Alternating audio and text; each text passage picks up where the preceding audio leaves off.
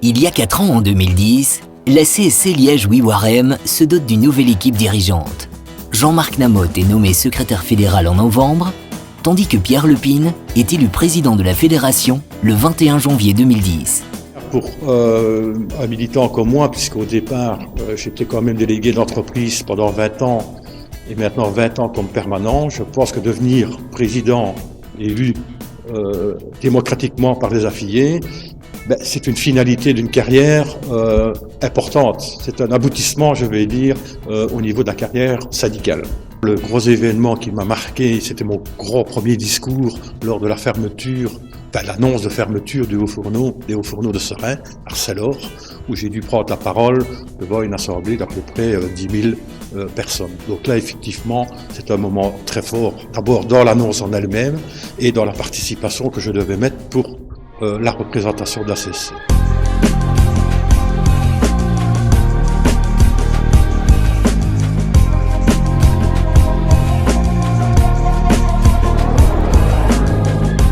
Au cours de ces 4 ans, 4 années durant lesquelles l'ensemble de la population a été confrontée à des défis majeurs et des épreuves difficiles, la CSC Liège-Ouistreham s'est investie sur tous les fronts.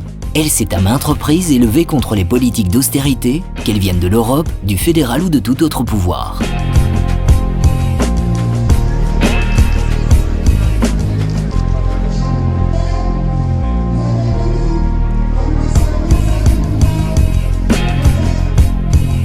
C'est aussi déterminée qu'elle s'est dressée contre le traité budgétaire européen en ralliant la plateforme liégeoise.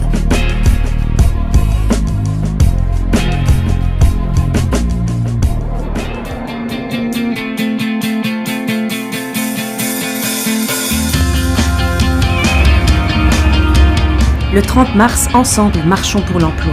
On a tous à y gagner. Dans le même temps, la fédération liégeoise n'a cessé de réclamer une véritable politique de l'emploi, comme lors de cette marche du 30 mars 2013 dans les rues de Liège.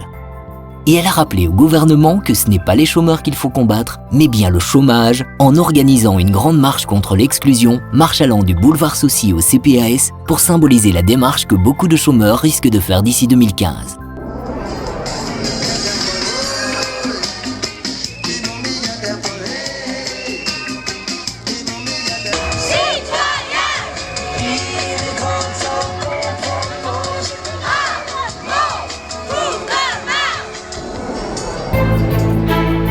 Parallèlement, au cours de ces 4 années, la CSC Liège-Ouistreham a mené campagne pour un meilleur statut commun. Elle a sensibilisé l'opinion publique sur l'importance de gommer les discriminations entre ouvriers et employés en rencontrant les Liégeois dans la rue à plusieurs reprises, en leur faisant signer la pétition en faveur de ces propositions, en visitant les bureaux des partis, en mettant en garde le monde judiciaire ou en participant à la manifestation nationale dans les artères de Bruxelles.